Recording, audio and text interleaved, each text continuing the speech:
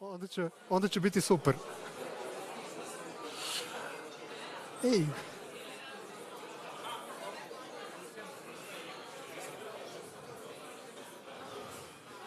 Madam Minister. Hi. You're standing in between the panel and the panelists, so I have to intervene. Thank you very much for the invitation, Madam Minister. Deputy Prime Minister, ministers, ambassadors, Your Excellencies, it's a pleasure to be in Bled. I'm not going to give you a long introduction into today's session, but I would like to set the tone on a positive note. We listened for a couple of days about the new momentum in the EU enlargement process caused by the geopolitical context, which is obvious, I would say, so I'm not going to spend much time on that. And ever since this 22nd February 2022, which is one of those days that everybody remembers where he or she was, like 9/11 or I don't know, the day when the Berlin Wall broke down.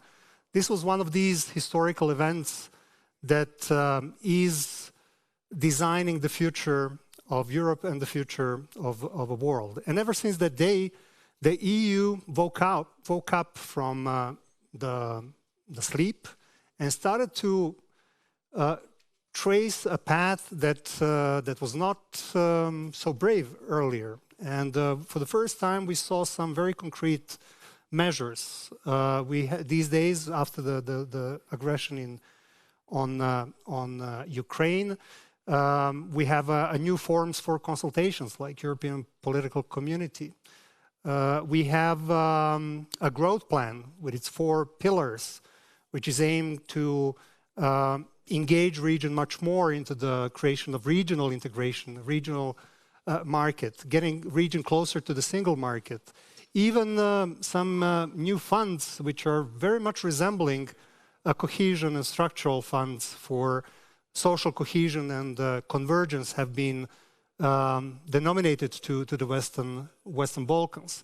And what is perhaps the first sign of return of credibility of the EU when it comes to the enlargement process, Madam Head of European Commission, Madam President Ursula von der Leyen, came up with a strategic plan how to adjust the EU's structures, policies, finances in order to welcome new members. So, on that positive note, my name is Srđan Majstorović. I'm chairman of the board of the European Policy Center, a think tank organization in Belgrade.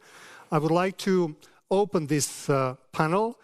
But before we start, I would have to excuse His Excellency, Mr. Miroslav Lajčák, because he was forced to leave in order to catch up the plane.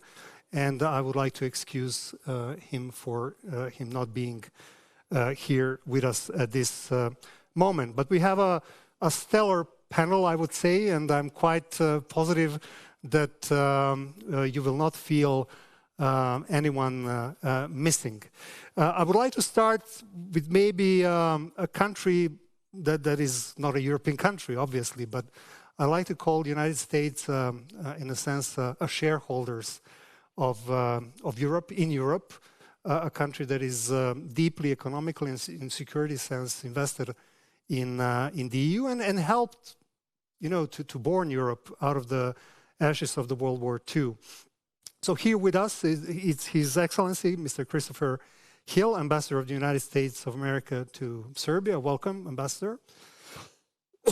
And I would like to start by asking you a couple of very general questions, and then I would like you to give us your short answers. The title of today's conference is The World of Parallel Realities. I'd like to ask you, how does the US perceive Europe today, and especially this enlargement process? The session is called Europe Free and Whole.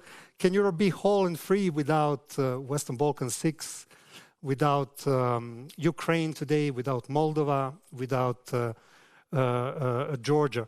What is the significance of this US strategic relationship with the EU in the scope of today's geopolitical challenges. Well, first of all, thank you very much. Thank the audience for hanging in there as well. I think every seat is filled. It is the fate of all American diplomats to encourage, or really to order, the EU to accept anyone who wants to enter the EU. This is what we do. In fact, it's a far more complex process, and I think we need to be respectful of that complexity. Why is it so complex, and why is the EU so compelling? Well, from our vantage point, it is essential that there is a Europe that is not whole, free and at peace, but one that we can work with very closely. Obviously, what has happened in Ukraine is something that has made European Union unity very important and transatlantic relations even more important. So I think we have all agreed on the need for a stronger and even bigger European Union. The issue is where do we go from here? I think the fact that the European Union has standards, and those standards exist for the membership of the European Union, and they do a lot of consulting with those who are not members, including us, but including many of the aspirants. But I think it's very important that the European Union has its standards, and I respect them for that. You know, there's criticism of the European Union for being too slow or for somehow missing the moment of history. In fact, the European Union is probably the most exciting thing and successful thing that's happened in Europe in centuries. And we need to respect the accomplishments of it, and we need to support it. So the European Union looks to complete its mission. And I think the fact that enlargement is very much on the agenda is an indication that Europe is seeking to complete its mission.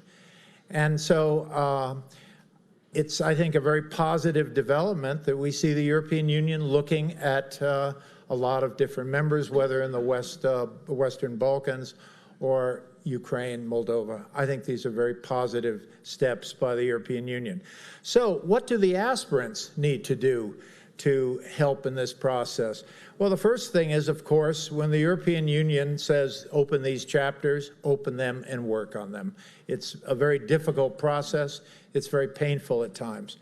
But I think one of the things that the aspirants need to do, and I'm going back to the first enlargement, or one of the early enlargements of the European Union, and I think it's very important that there be developed among aspirants, among those wanting to join, a sense of working together, a sense of an understanding that really what needs to happen is for the European Union is interested in taking in many countries.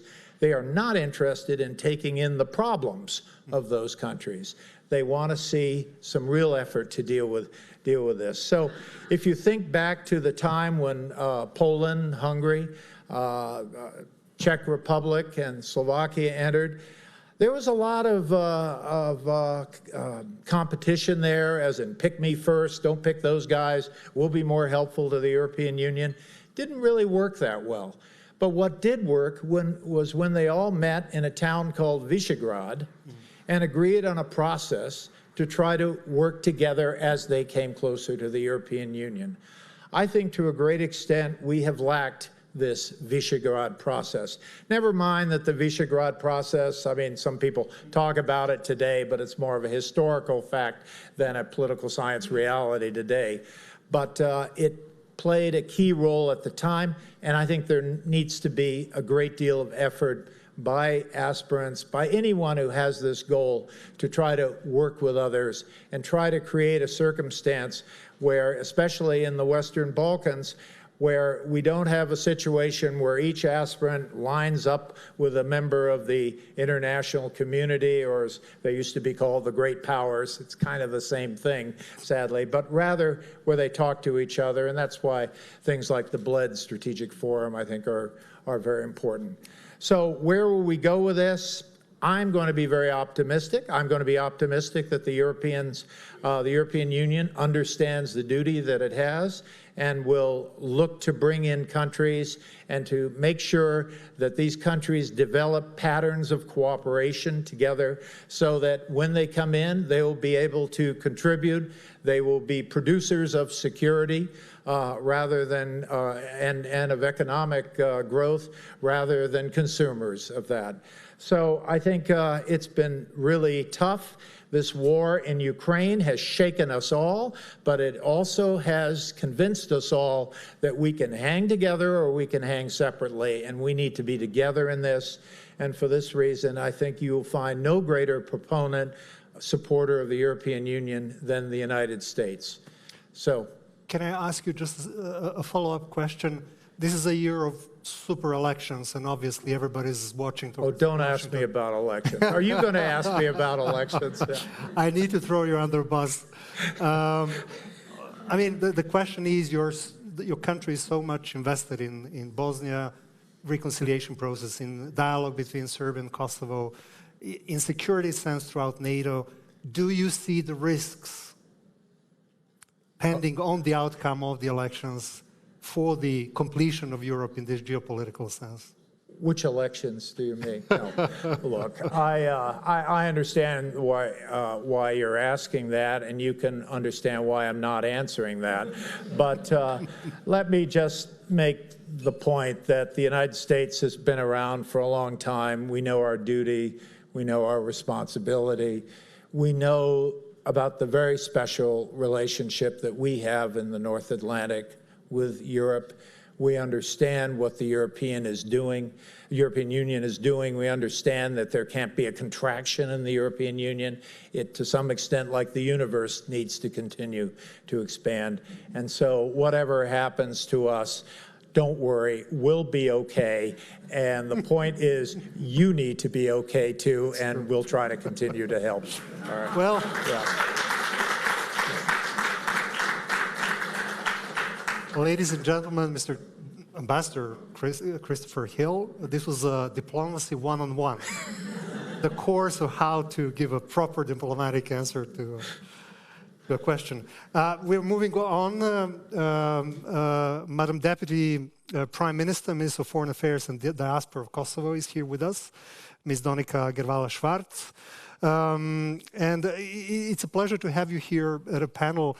Ambassador set the positive tone, and obviously I would like to hear your point of view of Kosovo, since EU enlargement is a strategic goal for both Kosovo and Serbia, but obviously the relationship is burdened by the past, and somehow 25 years after the conflict, we are still, I mean, the progress is not good. This is what I'm trying to say.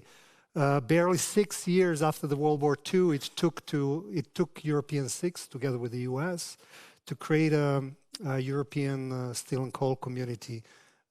So we have historical lessons that reconciliation through economic functional integration is possible.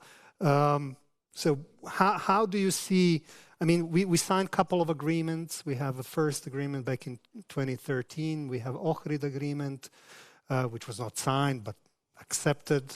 So there is a lot of, I would say, legal basis for improvement of bilateral relations, but we are somehow stuck, and we are in very, I would say, ironic situation, or rather strange situation, where Kosovo is currently under so-called temporary and reversible measures by the EU. Yeah, how do you see a current situation? Do you see the way out? Do you see a space for cooperation between Serbia and Kosovo in this mutual joint plan of joining the EU? Thank you very much. Let me use the chance to thank Tanya again for bringing us again together and enabling the space so that we can discuss among us, but for the people out there as well, and find ways how we can overcome the threats that Europe is facing today. Because I believe we should talk about first things first. We are dealing again in the Balkans with the threats of war coming from one neighboring country, and that is why we need to go deeper when we discuss not only bilateral issues, but how bilateral issues, how the behavior of some of us will reflect on the European perspective of the Balkans and on security and peace in our continent. So I read the title Europe as whole and free, and the question that immediately came in my head was, do we talk about a whole and free Europe with or without Ukraine? When we talk about a Europe whole and free with Ukraine, are we as Europeans doing enough, all that we can, so that Ukraine has a chance to win this war? And are we doing enough to show Putin and his allies that this Europe, this European Union, is not the place where we accept neighbors to attack neighbors, where we accept and do not let them face consequences when they dare to attack even militarily a neighbor?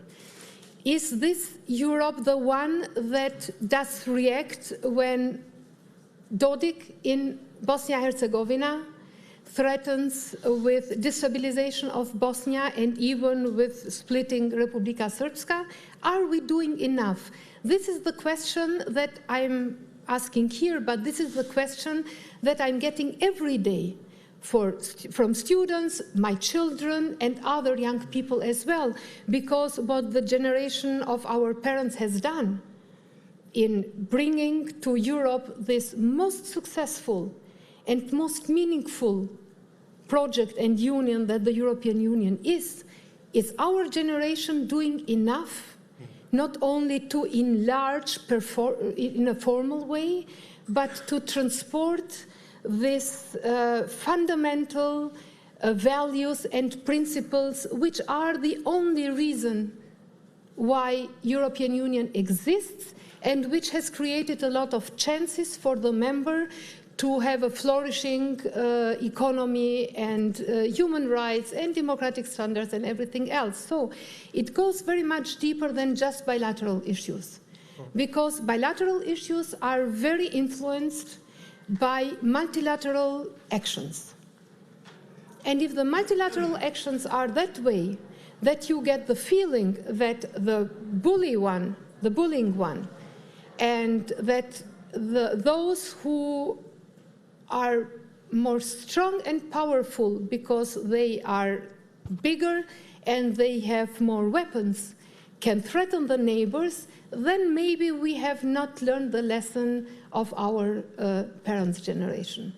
And that is where we need the European Union to engage seriously, because it is not an engagement for one or two countries somewhere there in the Balkans, but it is an engagement for the peace and stability of the home of the European Union.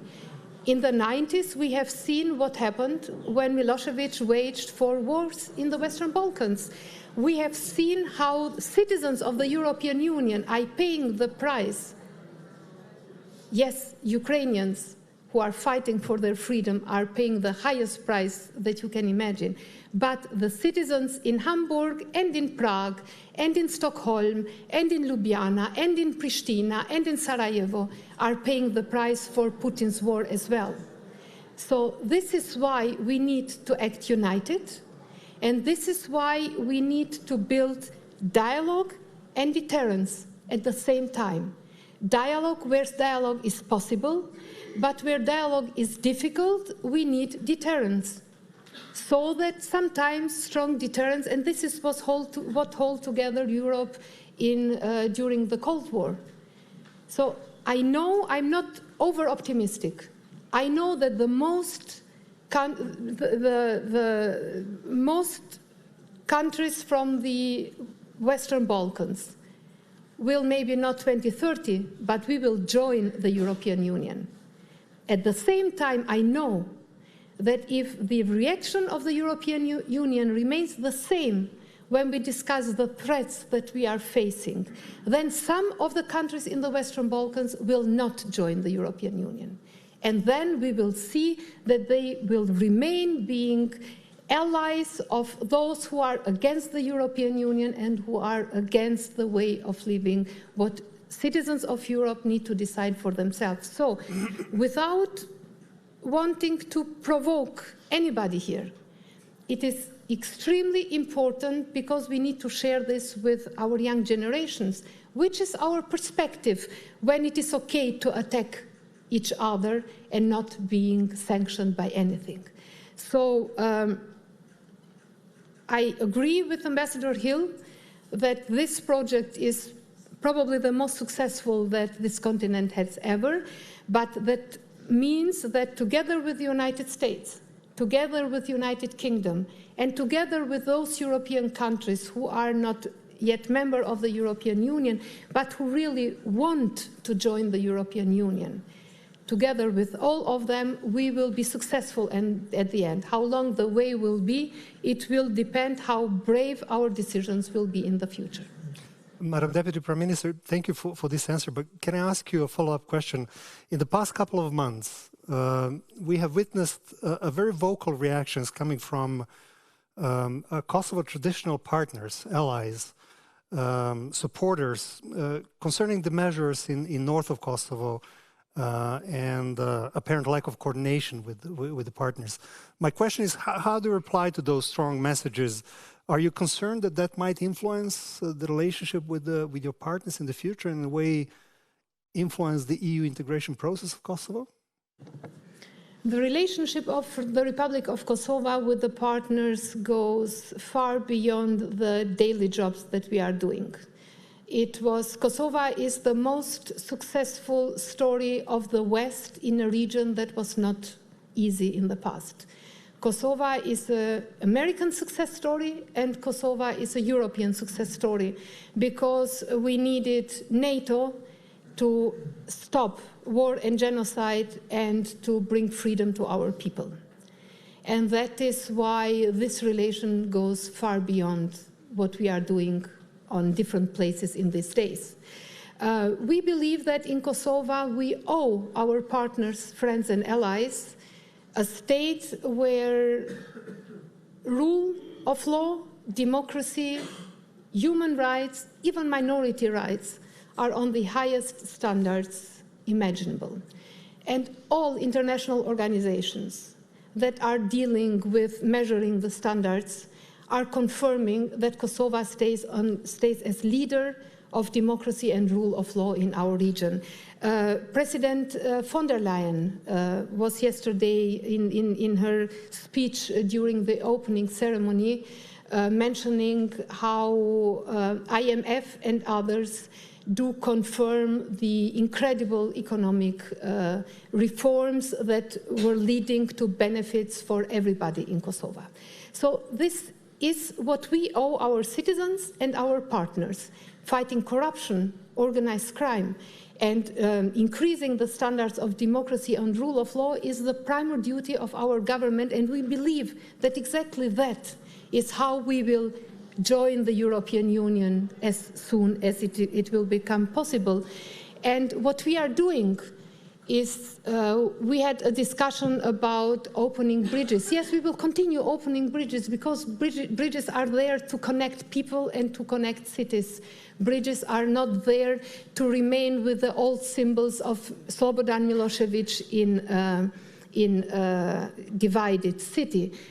We will continue to offer to everybody the chance to live in security and in peace in our country, but that needs to be very determined when we fight illegal structures, when we find illegal criminal bands that are threatening not only us as a country, but most of all the Serbian citizens in the northern municipalities.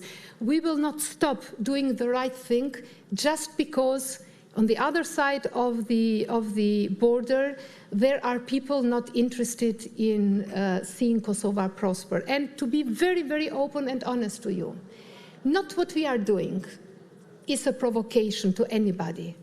Our existence as Kosovo, as Republic of Kosovo, is the provocation for our northern neighbor.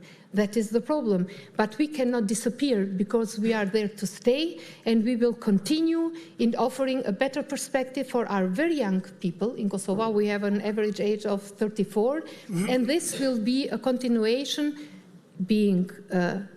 dealing carefully with the needs of everybody, but at the same time showing, even in the northern part of our country, that this government cares more than Belgrade about their needs. Thank you very much for this intervention. Now we're moving to Mr. Mihai Popșoi, Deputy Prime Minister, Minister of Foreign Affairs of Moldova. Welcome to Bled. It's a pleasure to see you here. I had the opportunity to visit your beautiful country recently, and I was amazed by the level of enthusiasm with regards to the European integration perspective. Now, we all witnessed how lengthy and open-ended the EU accession process can be in the case of our region. Do you see potential obstacles that might influence the enthusiasm in your country, primarily concerning the territorial integrity of your country and the problem of Transnistria, obviously? And more importantly, how do you intend to address those issues? Do you have a plan how to move forward on these very important issue for your country? Thank you. It is a great pleasure to be here in Bled in Slovenia. There are challenges, of course, but I'm happy to say that the Republic of Moldova is defying the odds. And despite enormous challenges, Moldova is persevering. Moldova is reaching meaningful progress. We have lost far too much time. We have lost 3 decades. And I remember for a long time we wanted to be on the Western Balkans train to the European Union. And we are sort of there. We are still learning this new reality of being an EU candidate country. But we are fully determined to make up for the time lost. And we are wasting no time. We are moving full speed ahead with our domestic reforms because we know ultimately we are doing it for the sake of our country, for the sake of our citizens. And if it also helps us to join the EU, it's great, it's a bonus. But ultimately, the reforms of rule of law, combating corruption, improving human rights, consolidating Moldovan institutions, and having a fully fledged democratic state, this is what Moldovans want. This is what Moldovans wanted for a long time. This is what Moldovans have been denied for far too long. And when I speak about Moldovans, I mean Moldovans in Chisinau, I mean Moldovans in Comrat, I mean Moldovans in Tiraspol, in Bender, Moldovans in Belts, Moldovans all around Europe, Moldovans in the United States. We have a great diaspora there as well, and we count on them participating in the November elections. But the opportunities that avail for the Republic of Moldova present a very strong pull factor for integration. We have a very good chance now for a peaceful solution to the Transnistrian conflict, and we do not see any other solution than a peaceful one. And just to give you a taste of the reality, of the statistics, the Republic of Moldova, the constitutionally controlled territory of the Republic of Moldova, 70% of everything we produce, we sell on the European market. The Transnistrian region of the Republic of Moldova, 80% of everything is produced, is sold on the European market. So in terms of economic reconciliation and economic anchoring, the Transnistrian region of Moldova is very much there. And it also helps when Sheriff Tiraspol every once in a while beats Real Madrid on Santiago Bernabeu in UEFA Championship. But the fact that the business community in the Transnistrian region, much like the rest of the country, sees the future in Europe as this big land of prosperity, of human rights, and most importantly of peace, which we must admit have taken for granted in our part of Europe. Now, we no longer have this luxury of taking peace for granted, especially today, after the 41 victims in Poltava, after the 1 month ago attack on the kids' hospital in Kyiv, where also Moldovan kids with cancer have been treated for a long time. So even Russian speakers and ethnic Russians in Moldova, in the Transnistrian region, don't want to have anything to do with the Russian world the way they see it in Bucha, in Irpin, in Mariupol, in Kharkiv. So the Republic of Moldova is firmly anchoring itself onto the European trajectory, something that we should have done a long time ago, and we are doing that in meaningful ways. Moldova is no longer dependent on Gazprom for gas. Moldova is building high voltage lines to connect itself to Romania, that is to the European energy grid. So economically and from the energy standpoint, we are more and more anchored in Europe, because from a values perspective, from a cultural perspective, we are as European as we come. I come from Prague, and I had the wonderful pleasure of witnessing a Moldovan soprano being in the key role in the Tosca opera, in the Czech State Opera in Prague. When I go to Budapest, I see a former Moldovan prima ballerina in the Hungarian opera, and now the prime instructor. When I move to other places in Europe, I see Moldovans doing great for themselves, doing great for Moldova. And then who are we if not Europeans? And now I'm pleased that we have this opportunity now to legalize our real estate back home, because many of us are full-fledged European citizens by virtue of having Romanian passports. Half of Moldovan citizens have Romanian passports. So it's almost natural, this path that we have embarked on. And the Transnistrian region, much like any other part of the Republic of Moldova, stands to benefit. And we are very eager to share these benefits, and there is a strong interest on the left bank to benefit from everything Europe has to offer, and we are firmly committed to peaceful reintegration and to reclaim our rightful place in the European family of nations. Thank you very much, Mr. Deputy Prime Minister.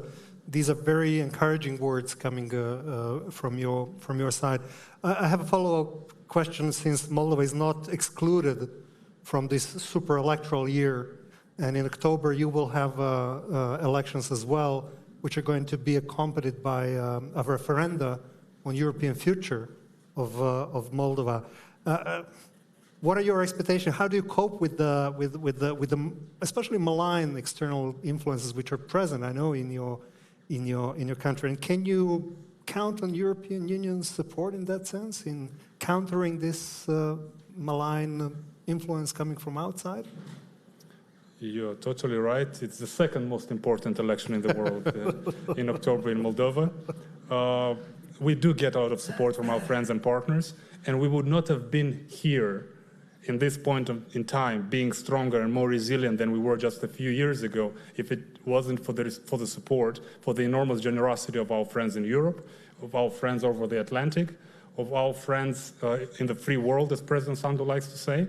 And yes, we do get support in combating disinformation and building resilient institutions to combat more proactively this malign influence. We have put together a Center of Strategic Communication in Moldova, modeled after the experience of our friends in the Baltics. So we are stronger, more resilient, and we look forward to the time in the near future where we'll be able to share some of these experiences with other partners, because we are the front line when it comes to disinformation and Russian malign influence.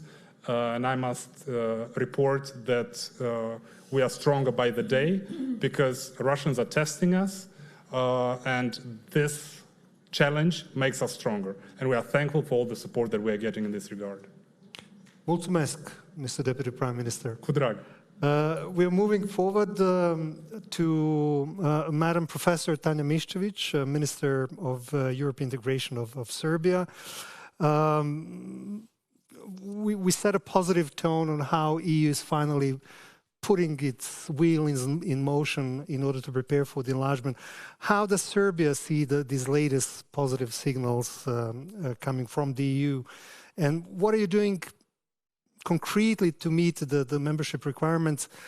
And especially, how do you address the skepticism of those who have doubts regarding Serbia, especially due to the lack of compliance with restrictive measures in the area of common foreign security policy, quality of democratic institutions, media freedom, respect of rule of law, and perception of corruption in Serbia? These are all difficult issues.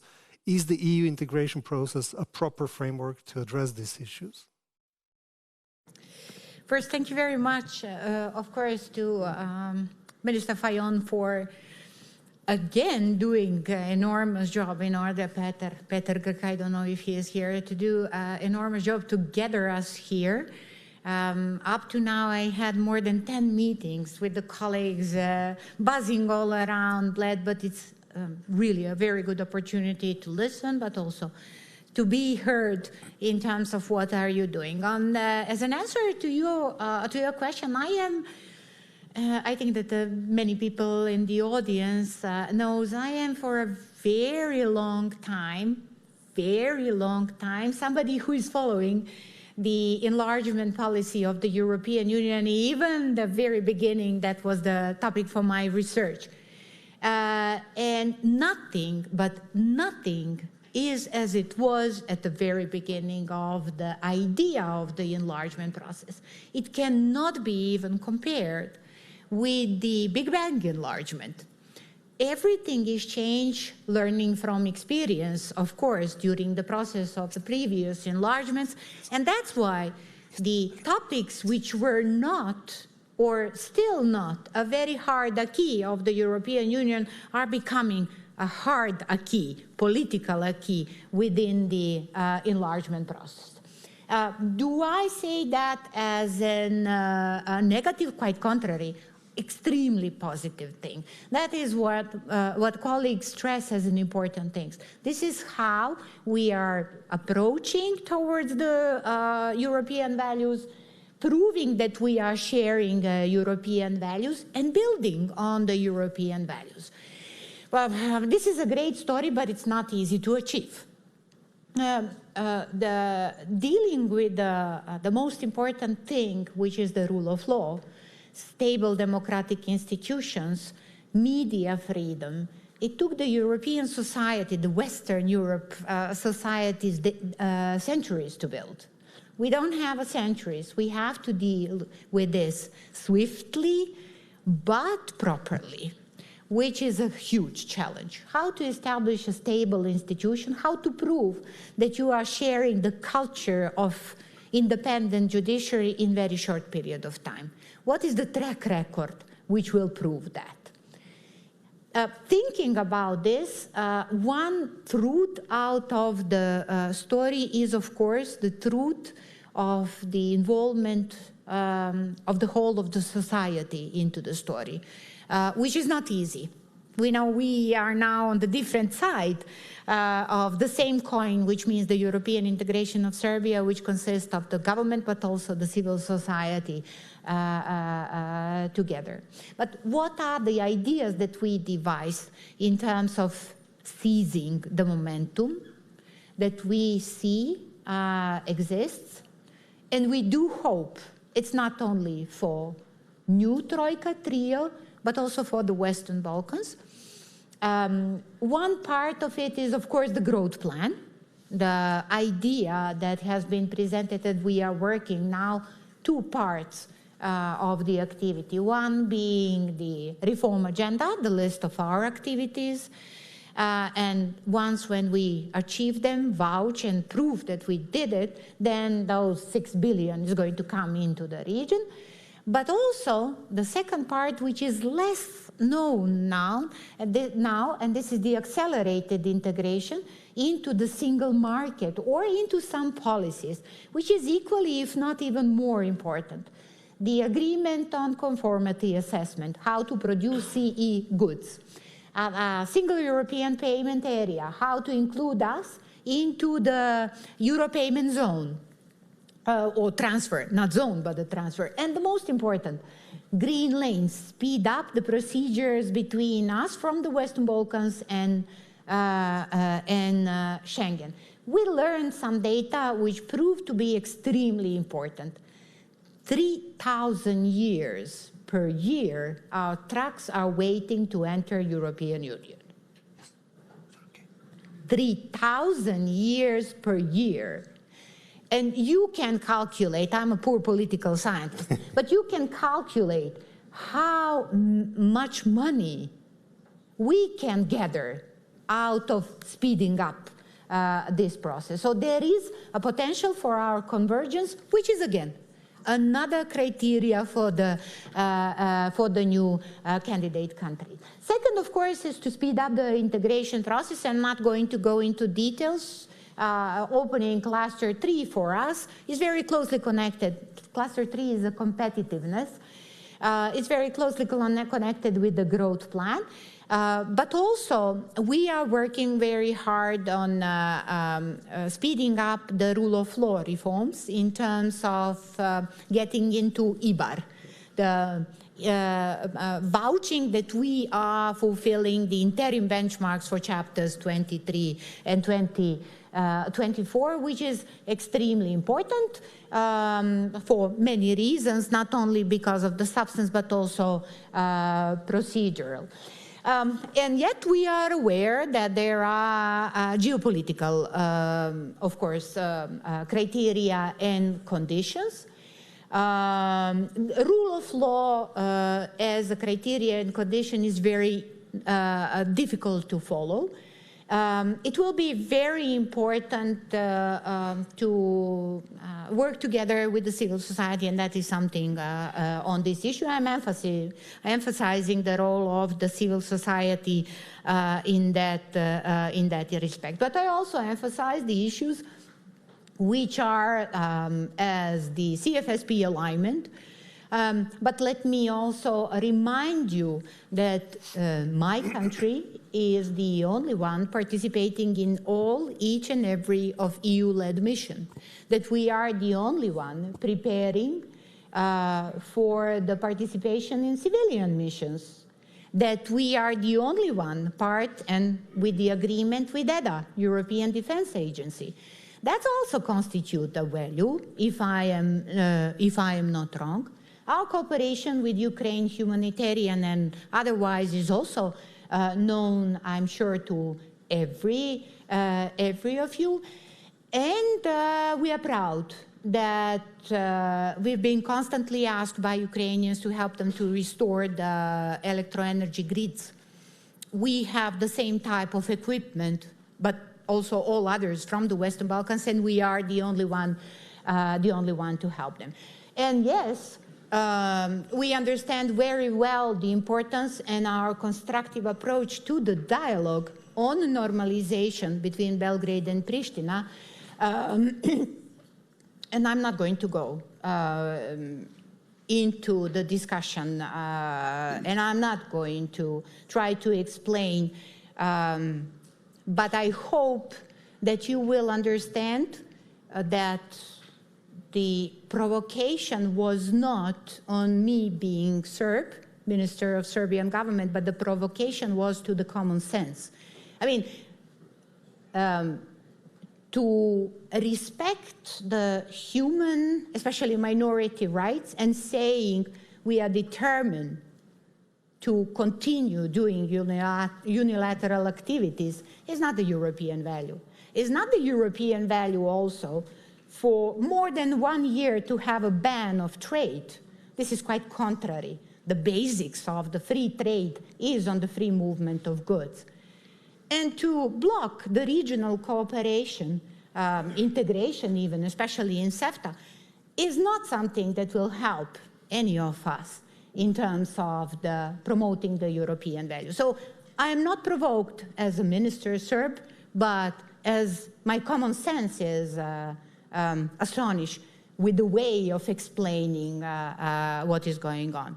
But I'm not going to go into details in that respect because I would like us to seize the moment. That's my follow-up question. I mean, it is obvious that we have different opinions, and still we have an obligation within the stabilization association process. One of the conditions is regional cooperation, which means that if we are not capable of proving that we can work together, cooperate together, live together,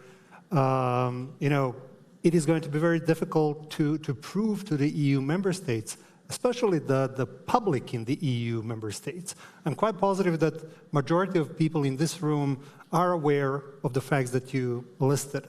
But I'm afraid that majority of public in the EU have a completely different picture with regards to Serbia's image. So my follow-up question is regarding the regional cooperation. Do you see the opportunity for Serbia and Kosovo cooperating in their EU integration path? I'm not, putting you under spotlight to give me a straightforward answer, but I would love to leave this room with the sense of hope, that there is a hope for the citizens of these two countries in the future. Look, Belgrade and Pristina are, in the context of regional integration, participating since 2014 in Berlin process. We are participating also in so many of regional organizations under the criteria, condition, disclaimer in terms of the name and the status. It's not an issue. The issue here of the regional cooperation is to bring the benefits to the people. And there is no problem to discuss how we can help each other. Look, we are working together in terms of the growth plan, because to boost the socioeconomic development in the region should not be harmed with any bilateral issue. We actually did not mention even once the dialogue, because it was not an issue. It was the issue of how we can invest, attract investors even more. Thank you very much. Hvala, Tanya, for your answer. Now, last but certainly not the least, the representative of the host country, Mr. Marko Štucin, State Secretary of the Ministry of Foreign and European Affairs of Slovenia.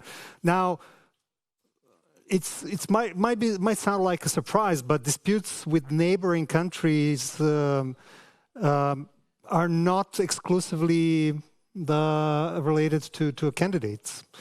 The Slovenia had experience, we're not going to name it, with the Western neighbor during its own EU accession process. Later on, it has certain issues with the southern neighbors. So this is not something that is exclusive to candidates. I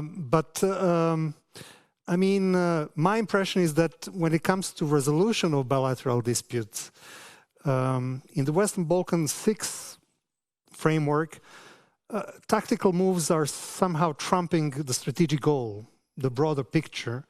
How did you manage in Slovenia to appease strategic vision and sometimes difficult tactical moves that could have an influence on internal political stability in the country and your goal to become a EU member? Your experience is very valuable for us. Thank you very much for the question. We had to change our constitution twice before we entered the European Union. So now it's not an easy ride. It's not an easy road.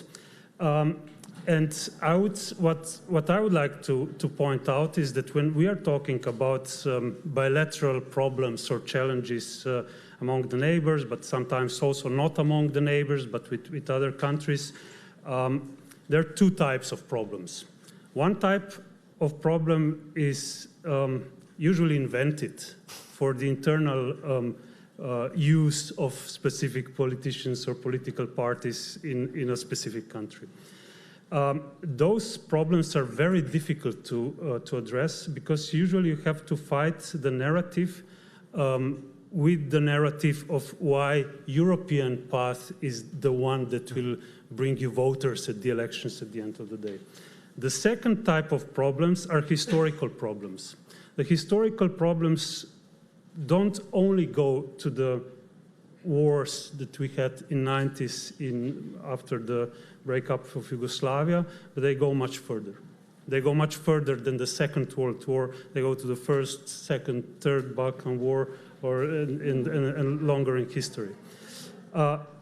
Saying this, it's nothing specific for the region. Also, the countries current members of the European Union had, of course, problems in history. Why? And if you excuse me, I'll skip a little bit this part about the Slovenian experience, but I'll just maybe say why it's important to be aware of this, because it brings us to the essence of what European integration is. We're talking a lot about internal markets, digital, green, and so on. European integration from the start was all about reconciliation. And I would argue it's not only the most successful reconciliation project in Europe, I would argue that it's the most successful reconciliation process ever existed in humanity. So for the last 80 years, there was no armed conflict among any member of the European integration. And when we are talking about bilateral disputes, I think it's our obligation of current member states to share our experience. And our experiences are not only connected with reconciliation, but with economic growth, with safety, with security, you name it, free movements, free trade. Our obligation is not to convince candidate countries they have to do everything possible to join the European Union, but to share our experiences and show the numbers and explain why this worked for us. In our case, it worked extremely well. It's not only in our case, in case of every existing member state in the European Union, the process worked extremely well. One thing that perhaps I also wanted to say is that because of this, European Union in 2012, if I'm correct, was awarded a Nobel Peace Prize. In the explanation for the Nobel Peace Prize, there was a big part of specifically dedicated to reconciliation. Ironically, after 2012, so after the EU got the Nobel Peace Prize award, I think 1 year later when Croatia joined, nothing happened anymore significantly in the sense of the EU enlargement. So now we are facing the situation that after the war in Ukraine, we agree in every forum that we attend, in every forum like this, in every ministerial meeting in Brussels, we agree that there is a geopolitical strategic importance of the enlargement for not only for the candidate countries, but for existing member states. The problem is, are we doing anything very concretely to make this happen? That's something that we are worried about. And that's my follow-up question, exactly. I mean, it seems that the EU has rediscovered this geopolitical importance. And mind you, the war in Ukraine did not start 2 years ago. It started 10 years ago. Yeah. So it took us a long time to wake up and to see what's going on. But as I said, the EU has rediscovered the geopolitical importance of the enlargement. But do we have a consensus within the Council, about who, when, and how enters the EU? What is your perspective? What is your feeling within the Council? There is a political notion that this is important, but do we have a consensus? I think we come here to the issue of question of parallel realities. So okay. back to the title of the very convenient. Yeah. So what I mean by this is that this is a nice panel, with people that probably know a lot about this enlargement, the problems, the concrete problems, and so on. But when we go to Brussels, Slovenia is one of the few still that would put concrete solutions on the table. The ministers would read the talking points saying how strategically important the enlargement is, but it ends there. That's the problem. So if your question was what to do, we know what to do. Enlargement is, process is a two-side process. From the side of the candidate countries, it's clear, it's completely clear what they need to do. They have thousands of pages of acquis communautaire, and they don't negotiate with the EU, but they have to implement the acquis communautaire. So they have to make, to adopt the legislation, implement the legislation, and make it work. It's I wouldn't say it's easy. I wouldn't say it's easy, but it's clear. On side of the European Union and existing member states, it gets more complicated. Why? Because we complicated the process so much that now at this moment, we need for each and every step in the enlargement process, we need a unanimity from everybody, which means concretely opening the cluster, unanimity from everybody, closing the chapter, unanimity from everybody, agreeing for that the country will start negotiating parts, the agreement, agreeing that it will become a member, agreement. And what's the solution? And I'll be brief. The solution is just to allow the countries to negotiate. Just to, a very extreme solution would be open all the chapters with all the candidate countries and then execute your, let's say, rights of, political decision to have a say after the negotiation is being finished for a particular chapter. What we are proposing and what we also put on the table is to introduce qualified majority voting when it comes to opening the chapters. Not for closing the chapters, because this won't fly, but for opening the chapters. And if we are courageous enough, after speaking for a couple of years now how geostrategically important enlargement is, we need to do a courageous step in order for the candidate countries to be able to negotiate. And with taking out the possibility for veto for opening each chapter, we strongly believe that this is the only solution to let the countries to negotiate. And then through these negotiations also do everything possible to solve bilateral problems or bilateral issues they have in order to also have a successful result at the end. Thank you very much for this honest answer, Mr. Stutzin. Now I would like to open the floor for the questions.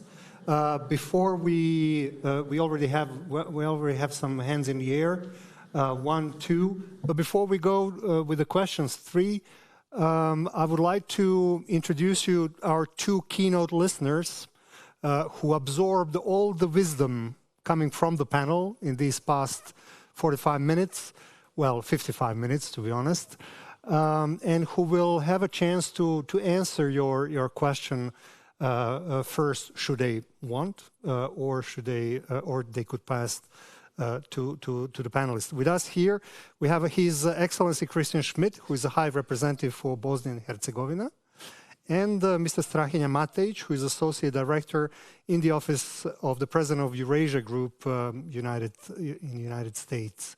So the first question is over there, then we have one over there, and the third one here. Oh, sorry, Strahinja. I'm sorry. It's a high demand. Sure. I have a reflector coming to my eyes, so I'm sorry.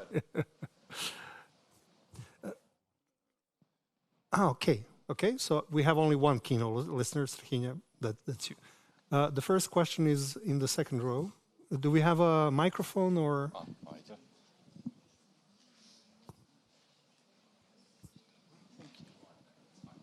Is it on? Yeah. Good afternoon. My name is Alen Gudelo, Initiative for EU Integration, for monitoring of the EU integration of Bosnia and Herzegovina. I have a question rather personal for the Minister Miščević from Serbia. How does it feel to be a Minister of EU integration in a country where less than 35% of population support the idea of Serbia joining the EU, which is the only country in the Western Balkans where the support for the EU integration is under 50%? Thank you. Can we have more questions? The one in the last row. This is your chance to pose a question, so please feel brave. Thanks. Davor Kunc, working for the European Investment Bank in Luxembourg, otherwise from Croatia. I had a question for the High Representative Christian Schmidt, if he wants to take the floor. Otherwise, it would be for Ambassador Hill. And it's regarding the OHR. in Bosnia and Herzegovina. Many would agree that, or most, that OHR was a very important, maybe crucial institution after the end of the hostilities in the country.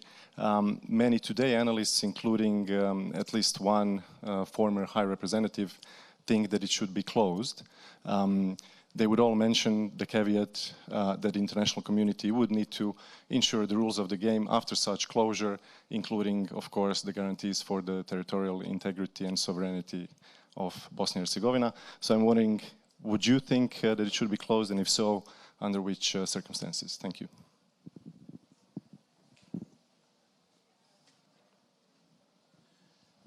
Mr. Schmidt, would you like to address this question? Thank you. A little bit strange question. Nice for European Investment Bank, because maybe I'm the last to answer about this. It's just about coming. You allow me. We have here, and I thank Marco very much for referring enlargement as a strategic reconciliation project. If you and me would see that reconciliation has worked out in Bosnia and Herzegovina, that's your term. As long as this is not happening, and up to now you know that Bosnia and Herzegovina was unfortunately unable to meet the requirements for the growth plan. Why? Because there was no consent. There is a possibility for consent, but it never ever had sufficient reconciliation there. This is our dramatic shortfall of the international community. We thought we bring down the wall, we make a kind of Dayton, and everything is working. It is not working. Why? Because there is indeed exactly the need of the experience of reconciliation. So I think, sorry to be very blunt, you are absolutely wrong, because you have no impression about the situation in Bosnia and Herzegovina. We have the issue of secession. Milorad Dodik, where Tatjana has to work a lot with him, sometimes has the idea of secession. What is this? This is bringing off the structure of post-war Western Balkans. If we would go for this, I wish us all happy journey to do this. So we have to sit and stand and work together to avoid this. Why? Because I think reconciliation of the people is necessary and doable. But the political class, and you allow that I think there are a lot of good ones in the political class, but unfortunately in its together, up to now, it's a lack of ability to act fastly. As we know that the young people, and you all refer to young people, in their expectations, they will not want to wait another 21 years since Thessaloniki. What to do? I think waiting for taking all the acquis, Marco, you described this is a little bit a long time. We have to find a way to get a twofold way of reconciliation working. And this cannot come only out of the international community. But I think it is a question for regional cooperation. And there I have to say and have to see that we have to do a lot more. Reconciliation is not an easy project. This is not gathering only in forums and being friendly diplomatically to each other. That's very, very, very hurting, harsh, and disappointing. And this procedure, this needs a society, a civic society, which is prepared to do this. By the way, the idea of European integration of Jean Monnet, Konrad Adenauer, and Robert Schuman exactly was about this. And if I today could say Franco-German relations are, if they have some slight different opinions, this is only about the actual politics, but never ever about the strategic understanding that reconciliation is necessary. I'm missing this in the Western Balkans so far. I don't blame anybody, but I have to state this. And if we will not come to this kind of reconciliation, your discussion of OHR or any other institution, this is overdone. Just go for the basics, and then it will dissolve itself. I would be happy to be one of a former High Representative and telling the future what to do. But I'm here in this situation to care that election integrity is implemented, as it has not been possible in Bosnia and Herzegovina to do this. There we are. That's our job together. And I would like to link this in a situation when reconciliation is possible, that we go off as international community and more the regional cooperation would work. So thank you very much. It was very interesting and, should I say, encouraging what you said about this all. But we will not win without making us understanding that without reconciliation and without reducing the different numbers of different truth of the history, it will work out. Thank you. Thank you very much, Mr. Schmidt. I would invite Mr. Matic to give his answer before reverting to Ms. Miščević to answer the question of a gentleman in the second row.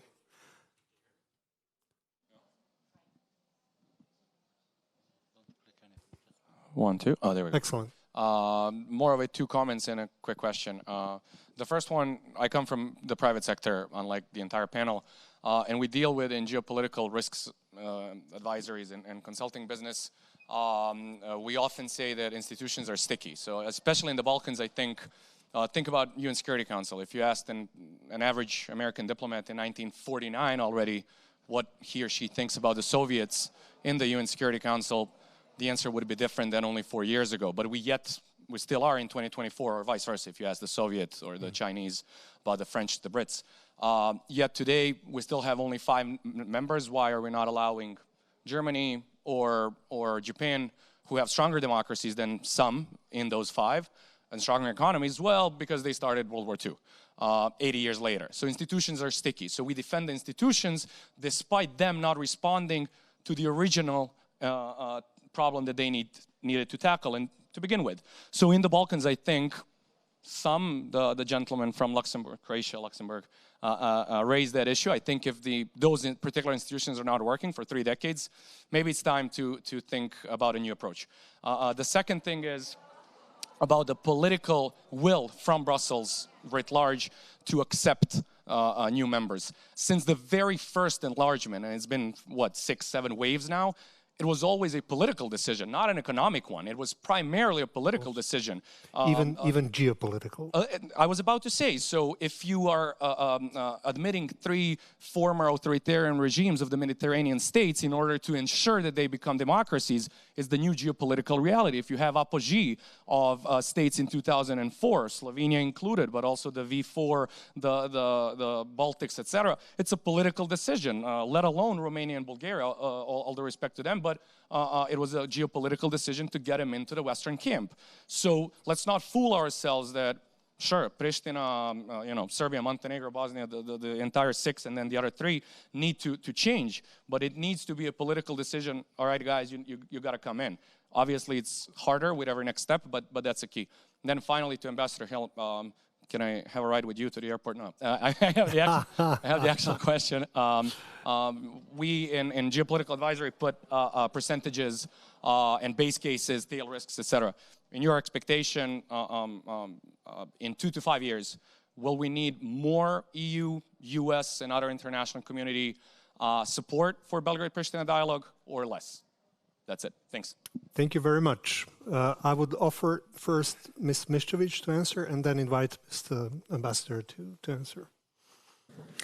Thank you very much for your question. It's always challenging to be Minister for European Integration. Regardless of the percentage of the support, this proves to be one of the most challenging jobs because there is a false idea that you are negotiating. Especially abroad, you are negotiating, especially inside your own country. So you have to go into the local communities, into each and every ministry, into each and every chamber of commerce or something in order to get the proper information how to reach the possibilities. You are not negotiating a key, but you are negotiating the criteria and conditions for you to accept that acquis. So I think that each and every of my colleagues will say the same.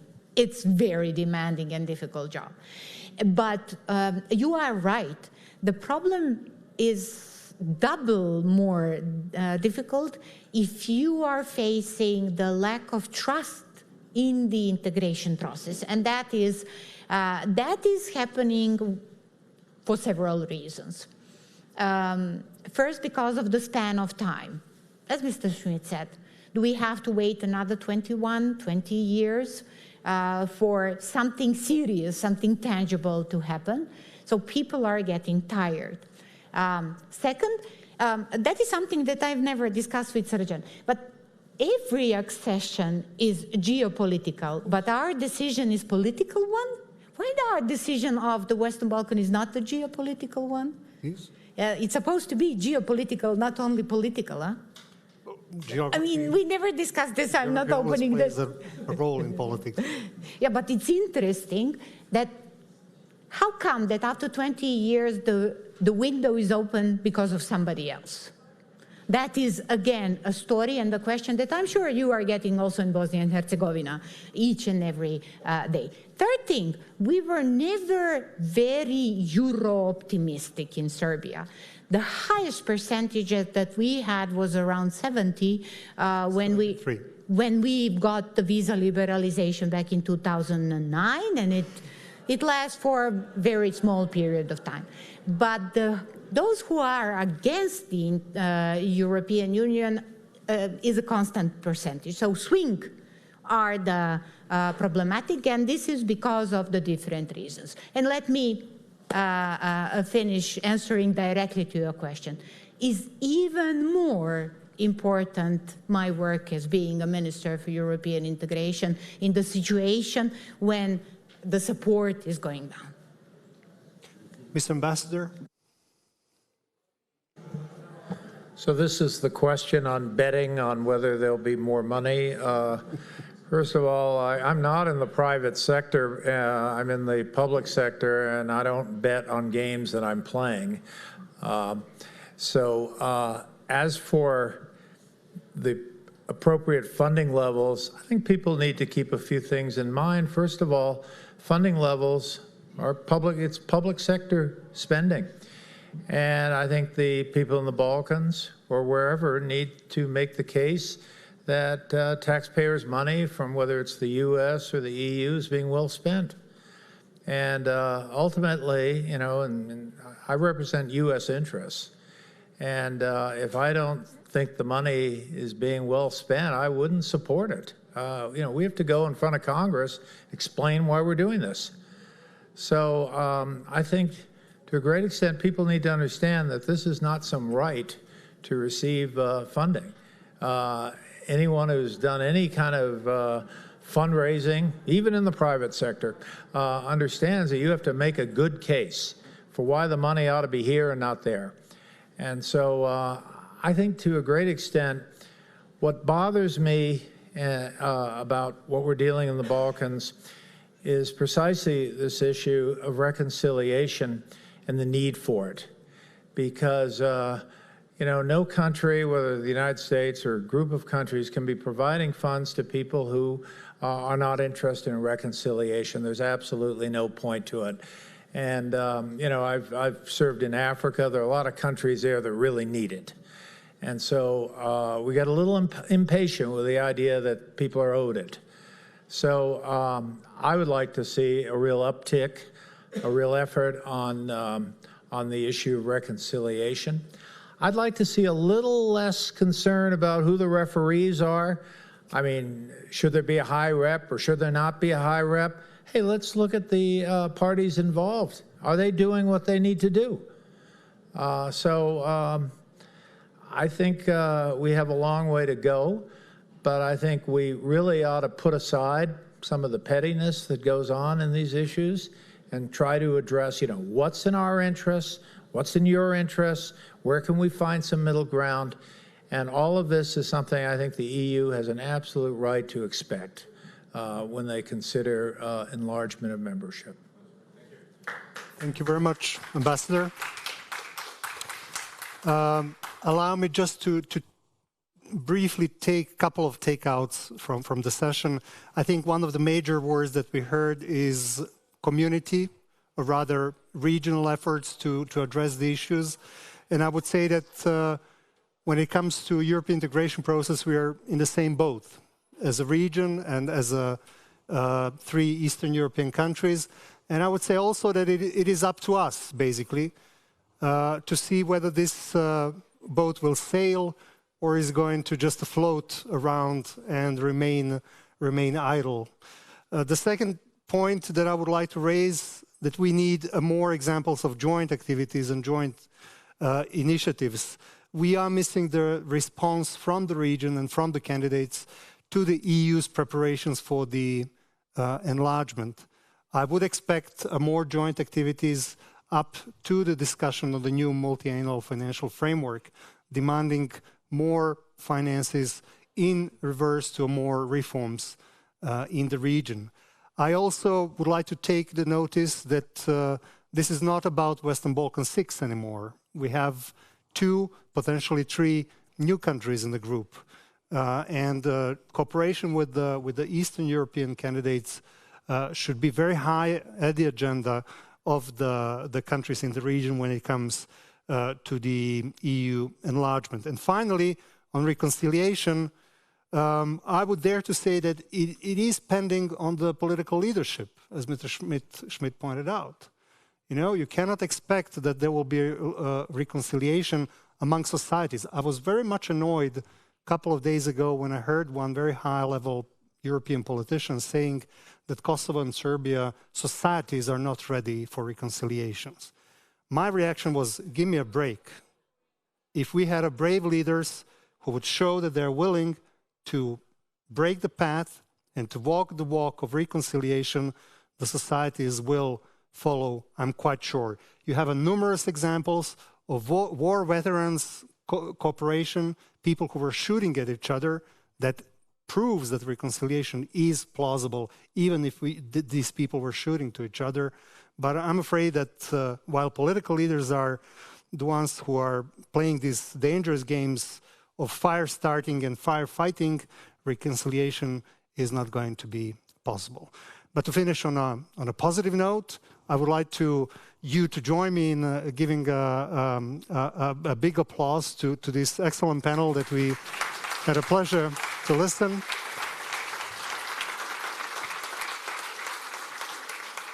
And I beg Madam Minister of Foreign Affairs for apology for being a bit late, but I think it was a worthwhile discussing this important issue. So thank you very much and enjoy the rest of the conference.